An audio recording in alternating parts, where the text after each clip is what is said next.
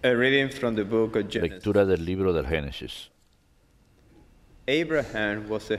Abraham tenía 100 años cuando le nació su hijo Isaac. El chico creció y lo destetaron. Y Abraham dio un gran banquete el día que destetaron a Isaac. Pero Sara vio que el hijo de Agar, la egipcia, y de Abraham, jugaba con Isaac, y dijo a Abraham: expulsa a esa criada y a su hijo, porque el hijo de esa criada no va a repartir la herencia con mi hijo Isaac.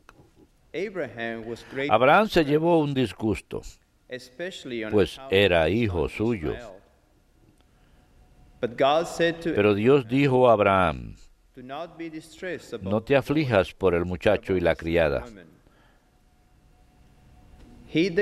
Haz todo lo que dice Sara, porque Isaac es quien continúa tu descendencia.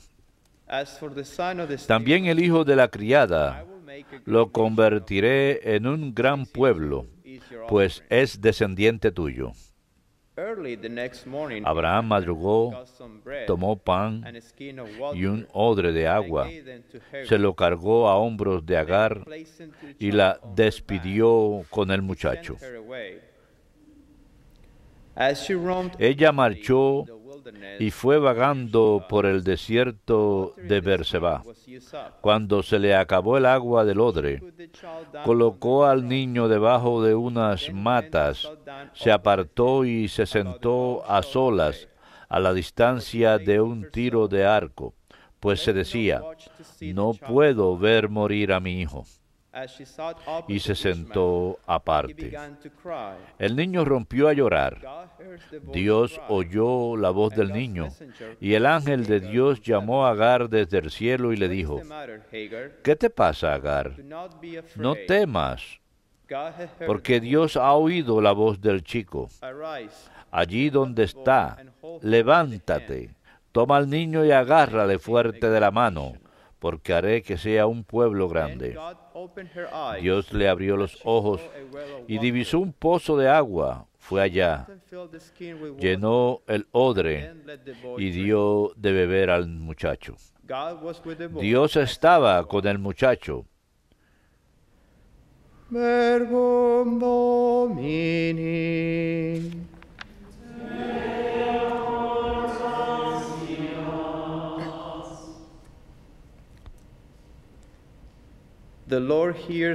Si el afligido invoca al Señor, Él lo escucha.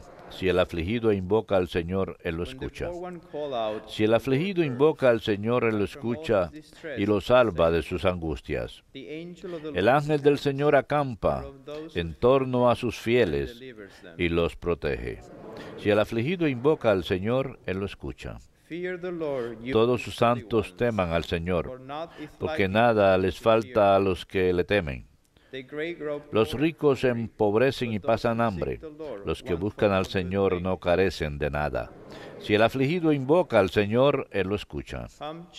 Vengan, hijos, escúchenme.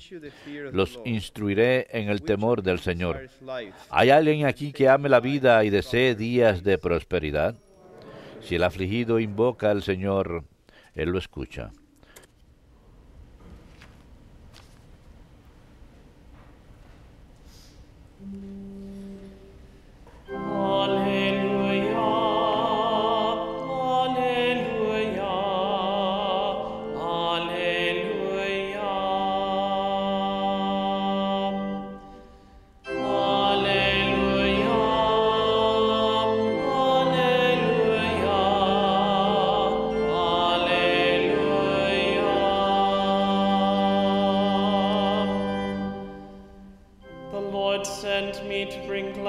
El Señor me envió a traer buenas nuevas al mundo y a proclamar libertad a los cautivos.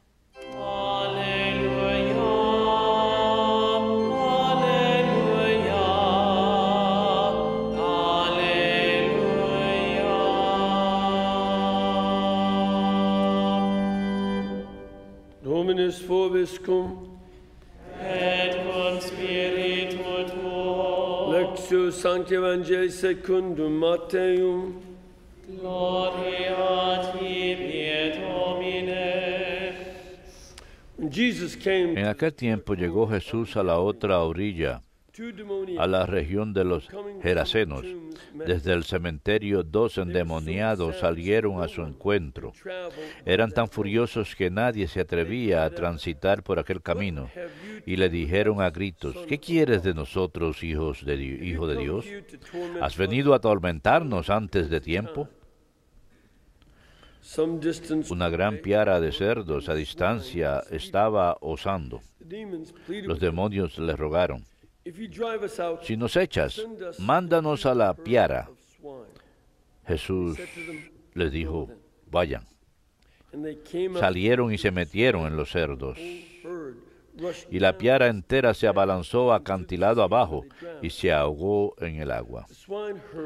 Los porquerizos huyeron al pueblo y lo contaron todo, incluyendo lo de los endemoniados. Entonces el pueblo entero salió a donde estaba Jesús, y al verlo le rogaron que se marchara de su país. Verbum Domini. Las tibi Christe.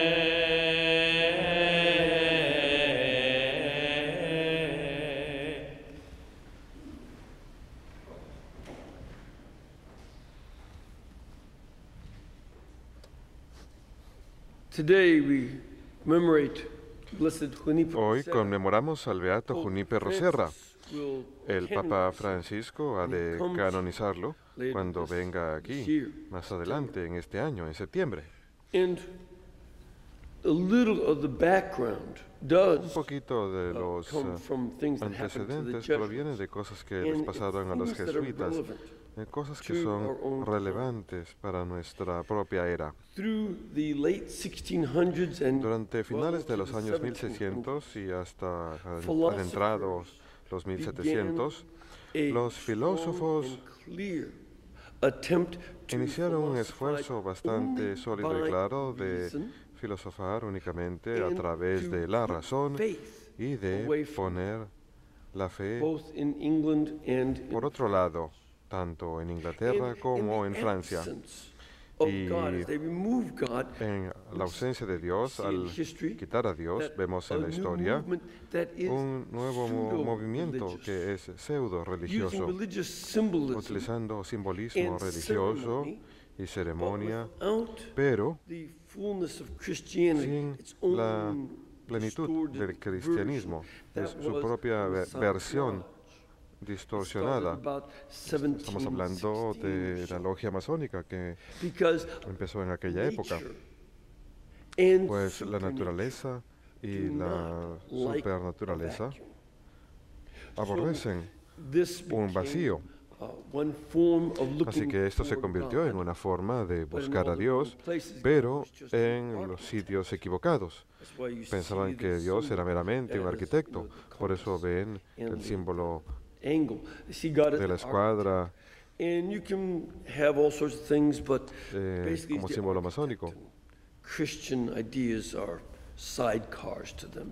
Pero para ellos el cristianismo y Dios y todas esas ideas son algo que no es importante. Y por supuesto ellos rechazaban la misa a cambio de sus propias ceremonias. Esto a su vez fue rechazado por la Iglesia, pero eso no significa que no continuó. Especialmente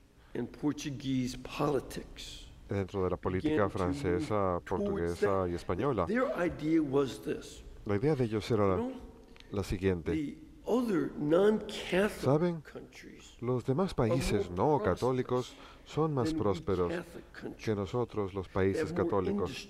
Tienen más industria y éxito económico. Y no es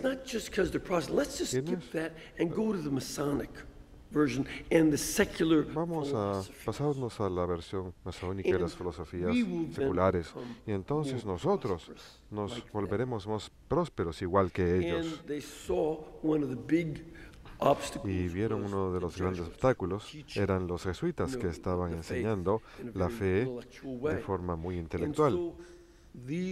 Así pues, estos diferentes movimientos de filósofos y masones expulsaron a los jesuitas de los territorios de todos los Borbón. En Europa, la familia Borbón, los conocemos más por su whisky, pero en la historia, en Europa, se les conoce más por su liderazgo, aunque a veces también les faltaba liderazgo, pero dirigieron Francia, España y Portugal. Así que los jesuitas fueron reunidos y expulsados de sus sitios. En su lugar, como ellos habían sido los misioneros de la parte occidental de México y habían de subir a California justo en esa época, en aquel punto el Papa nombró a los franciscanos. Así que vemos ciudades con nombres como San Francisco y Nuestra Señora de los Ángeles, o sea, Los Ángeles, y San Diego en lugar de San Ignacio o San Francisco de Javier. Pero una de las grandes cosas es que inmediatamente el beato Junípero Serra se aseguró de que los jesuitas que estaban siendo arrestados y encarcelados recibieran buen cuidado. Su preocupación principal era por ellos. Él no solamente estaba ocupado con sus asuntos, él también estaba preocupado de ellos porque estaba al tanto de que todos los sacerdotes estaban bajo riesgo por aquellos que habían perdido su fe y estaban manipulando la iglesia para que se atacara a sí misma, tratando de deshacerse de aquellos que enseñaban la fe de manera clara. Así que él sabía que estaba en una época peligrosa, pero eso no lo detuvo de iniciar su misión, subiendo por la costa de California y estableciendo la primera de una serie de misiones franciscanas, y otros frailes franciscanos vinieron después de él y fundaron más. Así que hay 25 o 26 misiones en toda California, y muchas de ellas, como mencioné ya, muchas de las ciudades o suburbios de ciudades fueron bautizadas. Esa es una de las cosas bonitas de manejar por California. Es como manejar a lo largo de una letanía de santos. Es algo muy bueno pedir su intercesión para los habitantes presentes. La misión sigue siendo necesaria en esos mismos lugares y en el resto del país. Y de la misma forma que en aquel entonces, hoy vemos que las raíces de California se encuentran en el catolicismo. Las misiones católicas empezaron y las ciudades tienen su núcleo en la fe católica. Eso es cierto de toda Europa. Muy pocas ciudades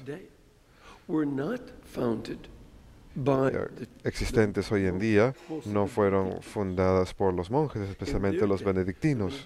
En la época de ellos, los benedictinos habían fundado monasterios y alrededor de esos monasterios crecieron las ciudades y también enseñaban. Esta es la heredad católica, el legado católico. Las comunidades de los católicos se han adentrado a diferentes tipos de desiertos para llevarlos a la fe y establecieron entre ellos una cultura católica que incluye centrarse en Jesucristo, un rechazo del mal, un aumento del bien que es parte de la naturaleza, una enseñanza de todo y una disposición a todo tipo de enseñanza y un amor por el hecho de que Dios nos creó como criaturas racionales con libre albedrío, capaces de tomar decisiones basados en el conocimiento, en el lugar de la emoción. La emoción es lo que los animales hacen, pero conocer y pensar para resolver problemas es un don que es específicamente humano, y la Iglesia lo enseña en todo lugar donde va. Esta fue la meta de establecer misiones, enseñar agricultura a los nativos americanos y ayudar a protegerlos de los españoles. Los españoles tenían una mala reputación de tratar de esclavizar a los nativos americanos, tanto en Norteamérica como en Sudamérica. Y cuando eso no funcionaba, esclavizaban africanos. Y esto fue algo que los jesuitas habían detenido en sus misiones, llamadas las reducciones, donde protegían a los nativos americanos. Y también Junípero Serra continuó ese mismo proceso de protegerlos, pero también de llevarles la fe en Cristo. Y a pesar que los papas, desde Eugenio VI en 1436, habían condenado esclavizar pueblos bajo pena de excomulgarlos, había gente que no les importaba la fe, había gente que no les importaba los castigos de ir al infierno, porque no vivían la fe, no les importaba nada. Simplemente querían hacer su voluntad para su propio beneficio. Así que la Iglesia también tiene que estar comprometida en hacer lo posible por ayudar a evitar que pasen esas cosas. Y esa era una de las metas de las misiones, incluso la forma en que estaban estructuradas. ¿Saben? Hay algo que también quiero sacar a colación acerca del Evangelio de hoy, que es igual de importante en nuestra era. Jesús había cruzado el mar de Galilea con los discípulos. Después de la tormenta llega a la orilla y se encuentra con dos demonios. Estaba en la región de los Gerasenos. Gerana, en árabe se llama Ais, queda como a 5 millas de donde ocurrió este evento, hacia el suroeste de este lugar. Y ven también que en el Evangelio según San Marcos, que les llaman Gerasenos. ¿Y por qué? Porque la capital de la región era Gerasa, que hoy en día es en árabe se le llama Yarash. También está dentro del reino de Jordania. Así que San Marcos lo reconoce por el territorio, de donde Gerasa era la capital. San Mateo es la ciudad más local. Y de hecho, en esa ciudad de Umkaish aún están las ruinas de una iglesia bizantina en honor de este milagro. El lugar donde ocurre este milagro es muy conocido, porque cuando uno va al mar de Galilea, la orilla es bastante llana, es un ángulo casi llano, bajando al mar de Galilea, todo alrededor, excepto en un solo punto. Hay una sola entrada en todo el mar de Galilea, y es en ese lado, el lado oriental. Yo hoy en día suelo llevar a mis grupos ahí para leer este Evangelio. Y este es un Evangelio muy importante, porque por un lado muestra que nuestro Señor se enfrenta a los demonios. Y San Mateo lo cuenta de manera más breve que Marcos. Marcos enfatiza que los endemoniados estaban desnudos. La gente trataba de encadenarlo porque trataba de lastimarse a sí mismo, trataban de amarrarlo, pero rompía las cadenas. Mostraba la influencia demoníaca al tener un poder más allá de su propia fortaleza física, un poder que había recibido de los demonios. Ese poder de romper las cadenas, pero también de autodestruirse al deambular por ahí sin vestimentas, deshumanizándose de esa manera. Esto es algo que el arzobispo Shin dijo es muy importante. De hecho, él dijo, aquellos que se desnudan y se muestran en público están mostrando señales de lo diabólico. Esto es una característica de lo demoníaco y debemos poner atención a eso en nuestra propia época, no solamente cuando vemos personas agitadas, sino pongan atención a algunos de los desfiles. Por ejemplo, ayer había gente montando bicicleta en Los Ángeles sin ropas. Uno de los comentaristas en los noticieros dijo que esas no son el tipo de personas que les gustaría tener de vecinos por razones artísticas y estéticas. Pero este no es el argumento, el caso. Hay otra, es otra evidencia del trastorno presente en nuestra época actual, el trastorno a la dignidad humana. Y cada vez que vemos que esta utilización de la desnudez para tratar de transmitir algún mensaje político o cultural o lo que sea, la utilización de la pornografía, y estamos hablando de una industria que gana miles de millones de dólares, pensamos en ello como una señal de una influencia diabólica. No logra la paz, no logra traer alegría.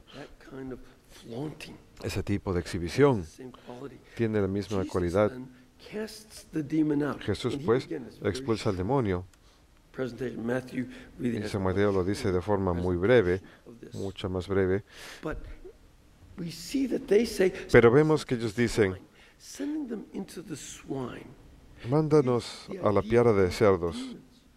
La idea de que lo mande donde los cerdos es idea del demonio. En los demás evangelios Jesús le pregunta su nombre y le contestan, somos legión. Una legión consistía de 6,000 soldados, era una unidad, así como tenemos una brigada de 10,000 en nuestro ejército. En el ejército romano tenían una legión de 6,000, así se dividían. Así que estamos hablando de una legión de demonios y se meten a esa piara de cerdos. Y hay gente que dice, oh, ¿por qué cerdos? ¿Por qué había cerdos ahí?